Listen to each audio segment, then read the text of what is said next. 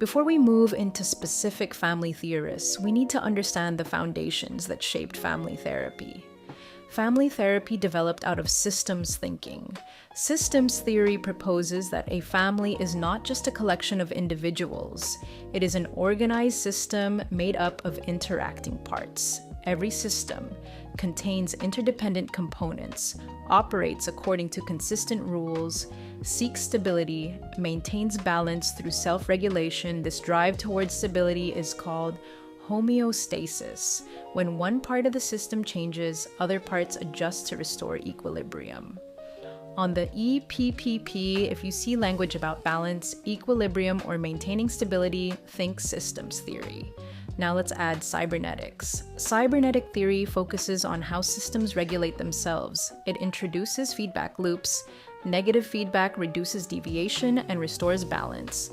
It resists change. Positive feedback amplifies deviation. It increases change and may destabilize the system. If a vignette describes a pattern that escalates conflict, that is positive feedback. If it describes behavior that restores calm but preserves dysfunction, that is negative feedback. Now let's move to communication theory. Researchers at the Mental Research Institute propose that problematic behavior emerges from repetitive communication patterns. One high-yield concept is the double bind. A double bind occurs when a person receives two contradictory messages and cannot comment on the contradiction. This creates chronic confusion and psychological strain. You may see this linked historically to schizophrenia.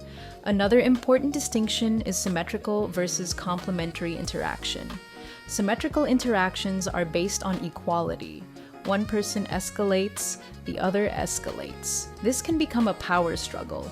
Complementary interactions are based on inequality. One person dominates, the other submits. Problems arise when a family becomes rigidly locked into one pattern.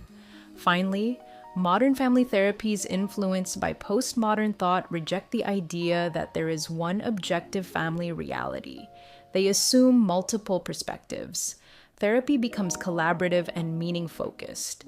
If a vignette emphasizes multiple realities and therapist collaboration rather than system regulation, you are likely in postmodern territory.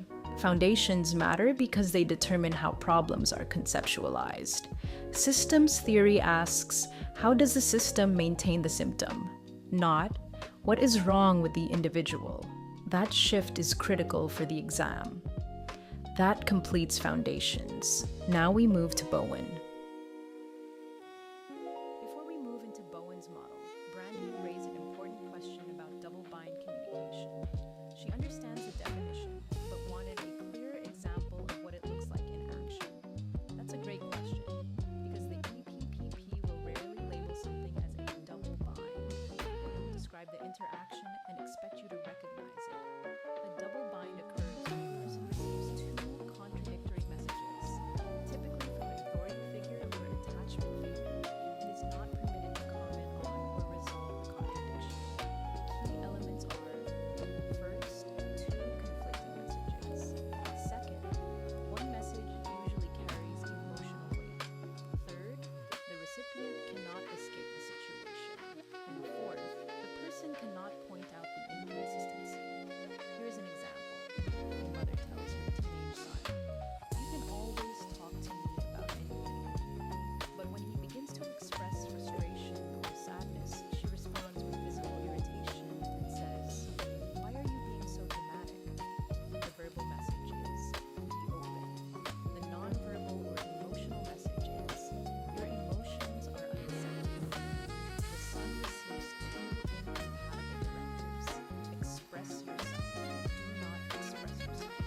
If he speaks openly, he risks rejection. If he stays silent, he violates the original instruction. If he says, "You told me I could talk," but you said yourself, the parent may deny him or accuse him of being disrespectful. He cannot resolve the contradiction.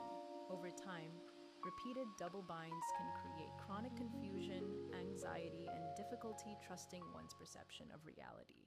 Historically, Bateson associated persistent double-bind communication patterns with severe psychological disturbance, including schizophrenia.